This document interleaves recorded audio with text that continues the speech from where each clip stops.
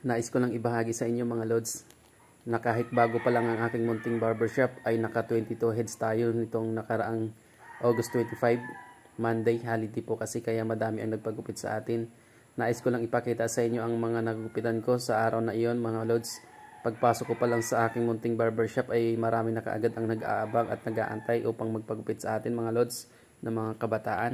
Hindi ko pala nakuha na ng video ang unang nagupitan ko mga lods dahil sa nagmamadali na tayo. Dahil matagal na siya nag-aantay. Si Manny William po ang nagpagupit sa atin noon. Ito pala ang pangalawang nagupitan natin mga lods, bata.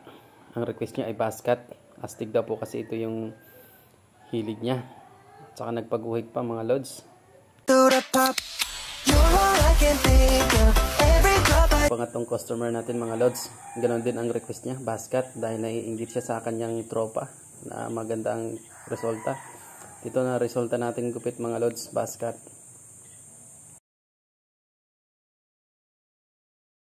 Alas 10 na pala tayo pumasok sa ating barbershop mga lods dahil holiday at medyo napagod tayo noong nakarang araw.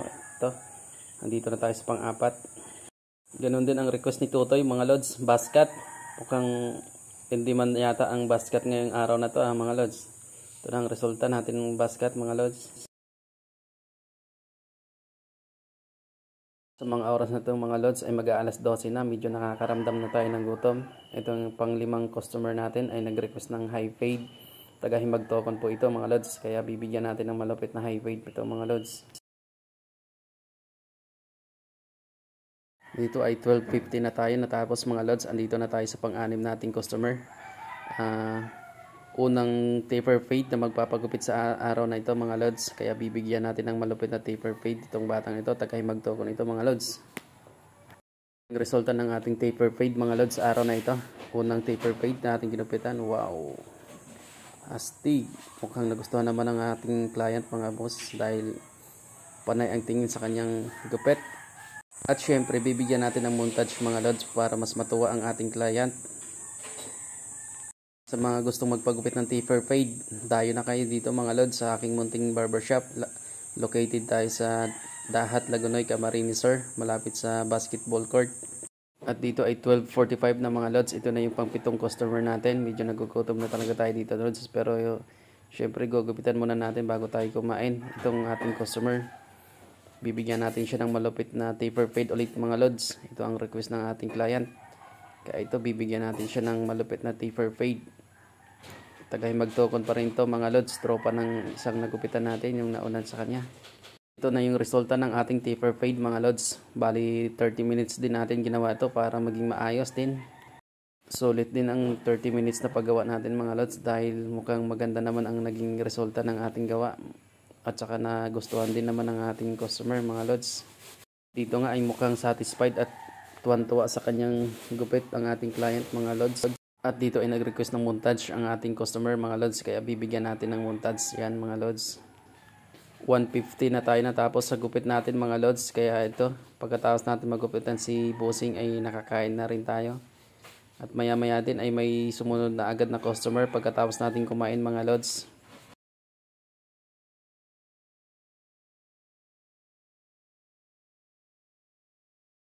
After natin kumain mga lods ay may dumating ng customer, pang 8 customer natin ito mga lods. Nagpagupit lang ng barbers. Sa pang siyam nating customer mga lods, napakapuging batang to mga lods. Nagpabawas lang ng kaunti mga lods. Ayaw niyang pabawasan sa taas dahil siya mahaba pa rin. Muna tayo sa pang 10 customer natin mga lods. Ito, barbers pa rin ang gustong gupit. Sunod-sunod na ang gustong magpagupit sa atin mga lods. Hindi na tayo nakapagpahinga dito. Medyo napapagod na rin tayo. Ito na yung pang 11 gupit natin mga lods. Mag-alas 2 na mga lods. Ito na yung pang 12 customer natin mga lods. Nagpagupit lang ito ng barbers kaya mabilis lang. Dako naman tayo sa pang tracing customer natin mga lods. Bata na naman. Kala ko basket. Yung pala barbers lang ang gustong gupit. Kaya mabilis lang din mga lods. After na ito mga lods ay sunod-sunod pa rin at mahaba pa rin ang pila nating customer. Ito nagpabasket lang si sir. Bus taper pala ang gupit natin dito mga lods. Ito na pala yung pang 15 customer natin mga lods. Kaya mabilis lang din, barbers ang pinapagupit sa atin.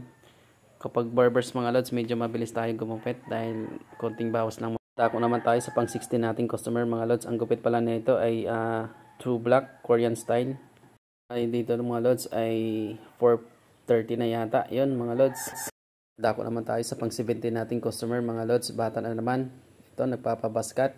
Hindi man ang baskat ngayon mga lods. Naka 5 baskat na ako sa araw na ito.